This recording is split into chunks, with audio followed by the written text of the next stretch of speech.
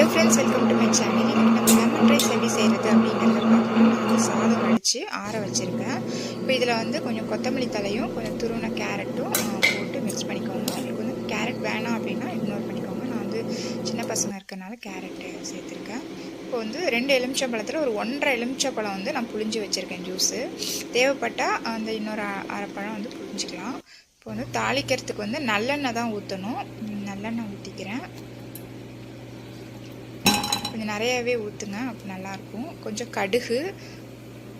கடுகு வெடித்ததுக்கு அப்புறம் வந்து கடலை பருப்பும் பட்டை மிளகாவும் சேர்த்துக்கலாம். நீங்கள் வந்து காரத்துக்கு ஏற்ற மாதிரி பட்டை மிளகாய் சேர்த்துக்கோங்க. சேர்த்துட்டு இது லைட்டாக பொரிஞ்சதுக்கப்புறம் நெடக்கடலை இருக்குது இல்லைங்களா, அதையும் சேர்த்து நம்ம வந்து வறுத்துக்கலாம். இது கொஞ்சம் வந்து வறுபடணும் கடலை பருப்பு. பாருங்கள், உடச்சக்கடலைன்னு சொல்லுவாங்க, நாங்கள் நெடக்கடலை அப்படின்னு சொல்லுவாங்க. ஸோ இதையும் போட்டு இது வறுத்துக்கோங்க. நல்லா தோல் உரித்து வச்சுருக்கேன், இதையும் வந்து வறுத்துக்கோங்க. இப்போ வறுத்தாச்சு. இப்போ இதில் வந்து கருவேப்பிலை சேர்த்துக்கிறேன். பெருங்காயத்தூள் சேர்த்துக்கோங்க. அதுக்கு தான் வந்து மஞ்சள் தூள் சேர்த்துக்கிறேன். மஞ்சள் தூள் இல்லாமலும் லெமன் ரைஸ் செய்யலாம், ஆனால் கலர் பார்க்குறதுக்கு நமக்கு மஞ்சளாக இருந்தால் தான் நல்லாயிருக்கும் இல்லைங்களா, அதனால் இப்போ தேவையான அளவு உப்பு சேர்த்துக்கிறேன். இது எல்லாத்தையும் சேர்த்துட்டு கடைசியாக வந்து லெமன் வந்து புழிஞ்சு வச்சுருக்கோம் இல்லைங்களா, 1.5 பழம் புழிஞ்சு வச்சுருக்கேன், அதை வந்து இதில் சேர்த்துக்கிறேன். நீங்கள் எடுக்கிற ரைஸை பொறுத்து நீங்கள் வந்து லெமன் வந்து சேர்த்துக்கோங்க.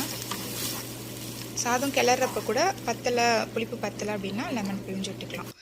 இப்போ இந்த தாளிப்பை வந்து இந்த ரைஸில் வந்து சேர்த்துக்கணும்.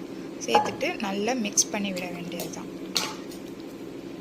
இந்த தாளிப்பு கரண்டியில் வந்து கொஞ்சம் அந்த எண்ணெய் ஒட்டியிருக்கும் இல்லைங்களா, ஸோ அதில் கொஞ்சமாக மிக்ஸ் பண்ணி அதையும் சேர்த்துக்கிறேன்.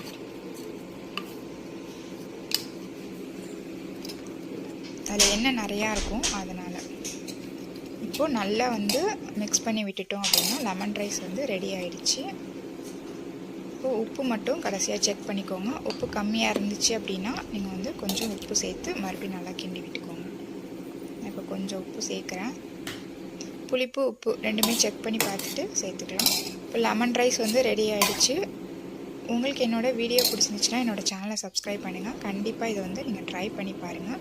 எதுவும் டவுட்ஸ் இருந்தால் கமெண்ட் பண்ணுங்கள். தேங்க்யூ.